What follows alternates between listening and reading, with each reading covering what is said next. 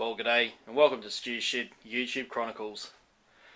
Today I want to have a bit of a look at this blade. This is the Flai Mustang.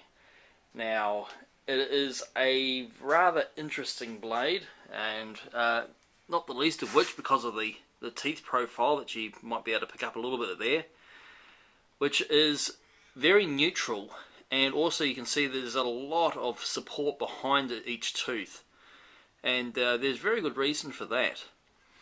Another thing, if you're used to seeing metal cutting blades, particularly the old Triton steel cutter, it's a very similar looking blade, and again there's a very good reason for that as well. Now this is a 10-inch blade. It is designed to cut wood, it's designed to cut laminates, man-made materials, mild steel, aluminium, you name it. You wouldn't obviously go much harder than mild steel, that's going to be the limit of the blade, but certainly that sort of metal in the is something you can handle quite easily. And where it comes to woodworking in particular, this is a really interesting blade, and it may end up being the blade that I leave standard on the machine. Not because it can do a particularly great cut, I'm sure it can do a particularly good cut, but it's certainly not when I want to do a really fine finish or something like that. There's other blades I'll be going for, such as the Flai Ultimate.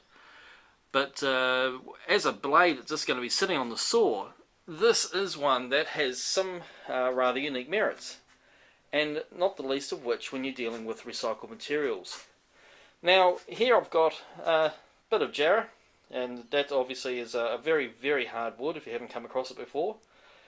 But we've had a bit of a problem with this one, and we're trying to use it, and we come across, well, we've missed it actually. There's some nails in the end here, and I'm actually going to be doing a cut without realising there's nails embedded in the timber.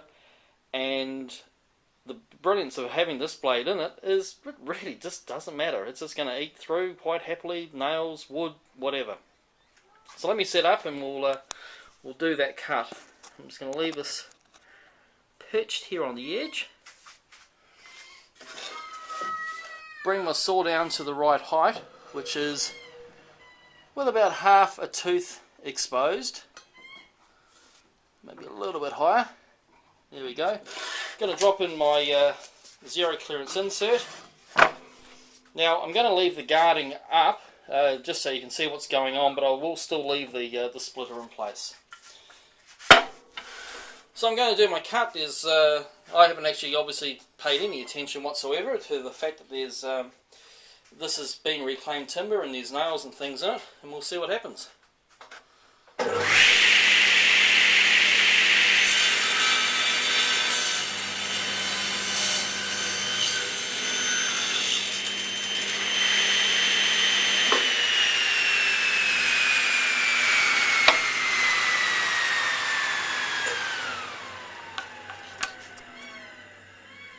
And there we go. We completely missed those two. Unfortunately for a normal blade, that would have been pretty much the death of one or two teeth, which could easily, well, that would end up being a trip to the saw doctor, or end up with a blade that's nowhere near as sharp as it could be. And just to prove that I did actually go through those nails, you can see them sitting right there. And this saw had no trouble whatsoever. Sorry, this saw blade had no trouble. So that is the Flai Mustang. And as far as universal blades go, or combo blades, if you kind of like, it's not really a combo blade. It's just a universal cut anything blade. That's certainly one that's really interesting to have sitting in your saw table.